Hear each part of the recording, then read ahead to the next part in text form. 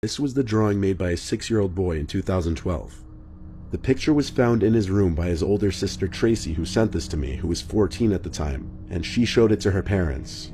In the picture is the family around the dinner table, drawn in a typical 6-year-old skill level. The reason Tracy showed it to her family is because she could recognize all the family members at the dinner table, even the family dog and cat.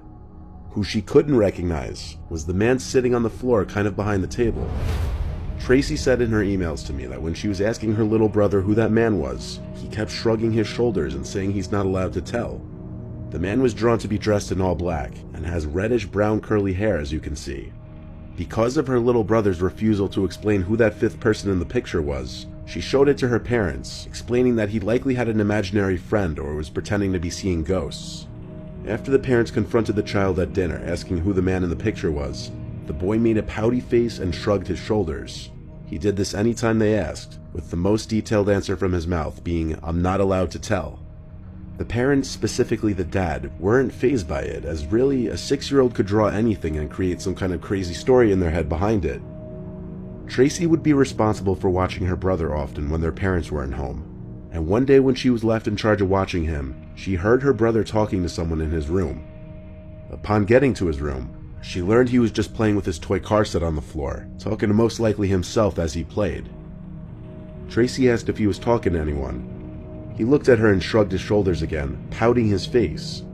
Tracy then noticed some candies on the floor of her brother's room, a specific kind of green apple flavored candy that she'd never seen her mother buy before. She asked him where he got this, and he ignored her, going back to playing. Tracy took the candies, and that angered her brother, yelling, "Give them back." She waited until her parents returned home to ask if either of them had bought the unusual candy. Since the boy was only 6 and it was summer break, aka receiving the candies at school wasn't even a possibility, the random candies appearing in the boy's room became a concern. Even as the boy was scolded and pressed by his parents as to where he got the candies from, he still just made his pouty, angry face and ignored them. The boy was grounded by his father until he would answer the question, so he wasn't allowed to leave his room. The family checked the closets in his room, under the bed, even the closets outside of the room. The idea that someone was inside of the house was out the window.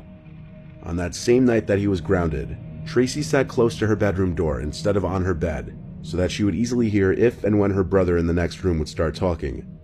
And sure enough, when he did, which to note was way past her brother's bedtime, she jumped up and ran to his room, opened the door, and saw her little 6-year-old brother standing at his open window talking to a man who looked as though he were about to climb into the room. Tracy screamed for her mom and dad, causing the man at the window to flee, and her brother began to cry. Once Tracy told her parents that a man was talking to her brother through his window, the police were called.